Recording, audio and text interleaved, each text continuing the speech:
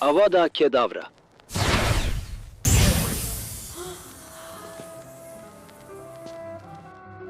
Sen hardan çıktın ay bala? Sen kimsen? Ben Harry Potter'am. Harrayam ben.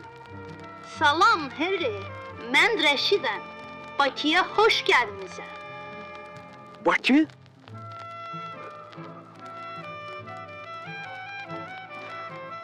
Bəs mən Hogwarts'a necə qayıdım? Harry, kefini pozma. Biz indi sənə kömək edərik. Uşaqlar, tez xalatı gətirin. Harry'yə kömək edək. Harry, indi mənim sözlərimi təkrar et. Çitra xuda, işvara, ayrabana, Chandrika. Chitrakhuda Ishvara, Airvana, Chandrika.